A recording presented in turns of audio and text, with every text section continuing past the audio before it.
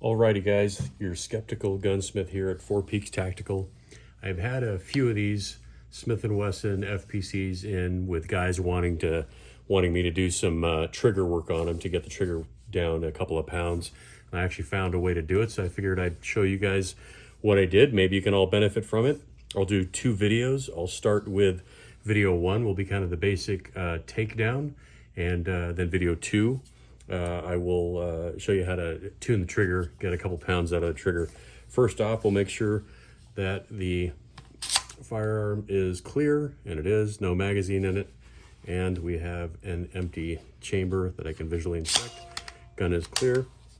Now we'll do a couple of pulls and see where we are from a trigger pull perspective. These actually are neat little rifles. They shoot well, fairly short and compact because the magazine is in the grip, and I kind of like them, and I like how they're engineered. So here we'll do a couple of test pulls. I'll do it as best I can. I can't put it upside down because of his optic, and I didn't want to remove that. But first pull is about 6 pounds 3 ounces.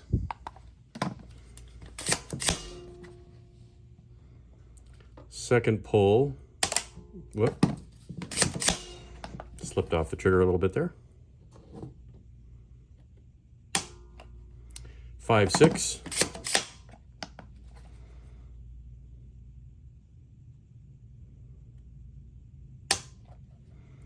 5.5. Not bad, really. It's a pretty good little trigger in these. A little heavy for some, but you know, as far as kind of a mil spec type trigger, that's really not too bad. Whoop.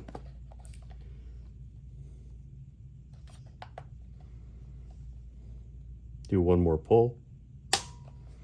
And 5 pounds 12 ounces. So that gives us kind of a baseline as to, you know, what we're going to do to try to improve. These actually come apart fairly easily in two segments. I like to start with just taking the barrel section off because you get that out of the way. It's kind of handy. You'll need a couple of Allen keys in order to do that. Basically a 1/8 Allen key here, and you're going to need a 9/64 here to keep that in place. I do the left side first. That basically gets the barrel out of the way. Little screw on this side and kind of a long bolt on the other. This one you'll take a punch. It's kind of the easiest thing to do, and actually I'll break the action open a little bit. That helps. There we go. Loosen it up. Sorry, you can't see that. There we go. And then just tap right here to get that moving.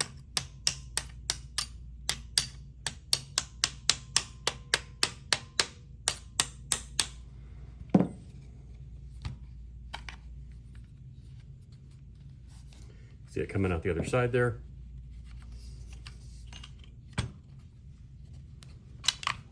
Whoop.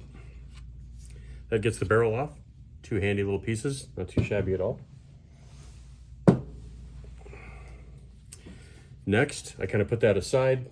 I'll put the barrel aside, and we'll work on this. This is what we're going to be working on today. Taking the buttstock off isn't too hard. Easiest thing to do, put it down on your bench, push down on it, and pull this, and it comes right off. We'll put that aside. Next, we're going to take out the bolt and the spring, basically the buffer system.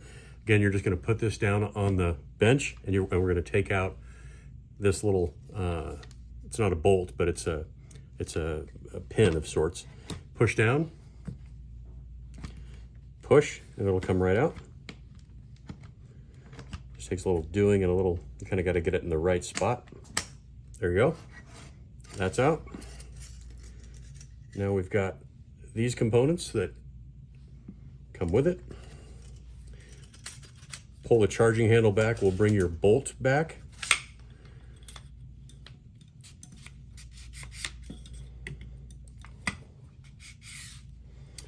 There's little pin right here that you're gonna have to remove. There's your spring. I usually use like a tweezer. You could use a little mosquito or needle nose plier, or you can actually just turn it upside down and it'll usually just kind of fall out if you get it right in the right spot. There you go. You can also use something like this. There's your bolt that comes out. A little dirty there. Guy's been shooting this one. This just comes apart in 2 pieces. Pretty unique, pretty simple, direct blowback design. Those just go together like so. We'll put that aside for the moment. Next, your charging handle just comes right off. Now we're left with basically what looks like a buffer tube and the pistol grip, the frame, and the top of the receiver basically. I'm gonna take this bolt out next using the same 1/8 and 9/64 Allen key.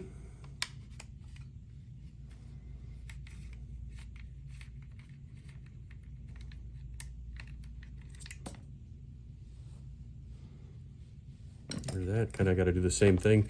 There's actually a spring trapped under here, so be careful when we tap this out. Just you're going to want to capture that little piece.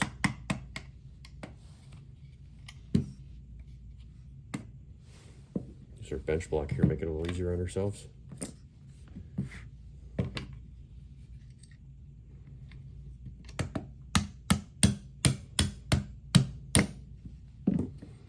There we go.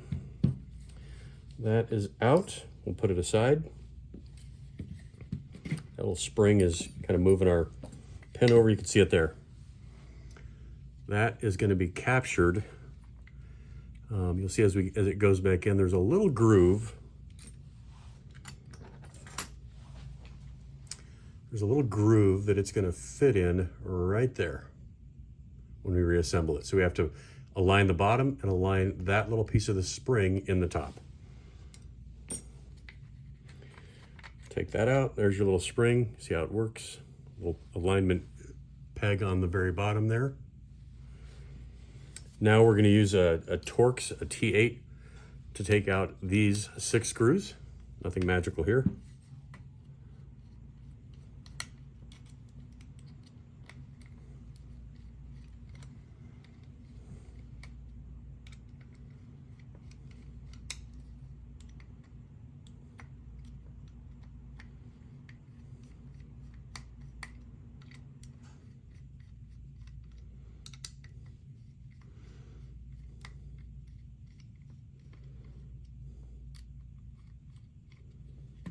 All right, let's get these out the rest of the way.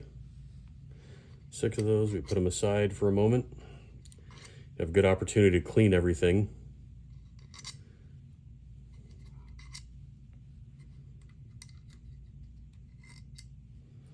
All right, we're about to see everything. Now this top piece with the buffer tube comes straight off. That is your ejector. Just a quick note on that. It's going to come out. It is just sitting in there.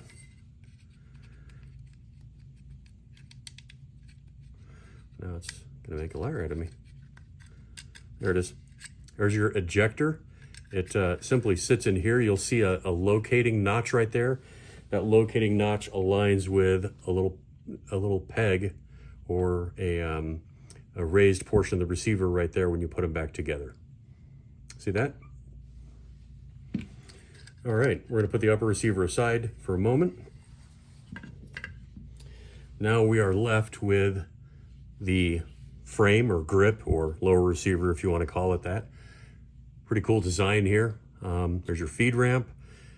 There's your slide lock, obviously your trigger, and that's what we're going to work on. So a couple things I do. We're gonna have to drift out 2 pins, one here and one here. That's the next step. You'll notice that this one is larger on this side, smaller on that side, so we'll drift them straight out this way and straight out that way. You'll notice these 6 little nuts kind of remain captured in the frame. Just be careful you don't lose those. They can come out. All right, I'm gonna drift these pins out now.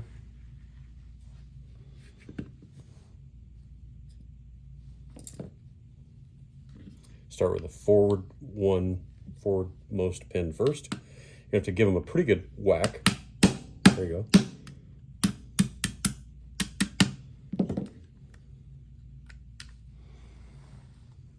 Pin number 1. Now there's two springs under here that you're going to want to keep an eye on as this comes up. This plate is going to come up, and we're going to see 2 springs. One is right there by my thumb. The other is this one, which puts backward pressure on, there, see it right there? Puts backward pressure on this to keep everything in a line. This is your slide lock. We're going to take those out and put them aside. Make sure we don't lose our springs that I just mentioned. All right, next, we're pretty much down to the guts of it here. I'm going to take out this last pin, and then we'll have the trigger out. You've got a trigger transfer bar right here, which I typically polish on the outside of it as it rubs to the frame, and I usually polish some components here, and then we're going to replace this spring here, which ironically enough looks very much like a AR-15 spring, and that's kind of the trick that we're going to do here.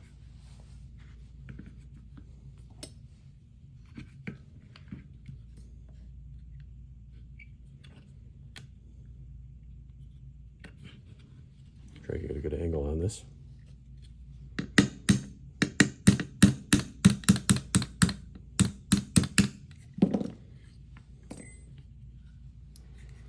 All right, got our pin coming out. Pull it out the rest of the way, put it aside, and your trigger mechanism is loose. I'll kind of show you how it comes up and out here. It's going to come out your transfer bar, and there's your hammer with spring. That's what we're going to focus on, that spring right there, and making this thing a little bit lighter. The rest of it doesn't really need to come out necessarily, but I take it out just so I can work on the transfer bar. I polish the side here a little bit, just make things a little bit smoother. But that's basically all that we have to do at this point. Your safety is kind of free to move back and forth. That's kind of important because we have to keep an eye on it as we're completing this process.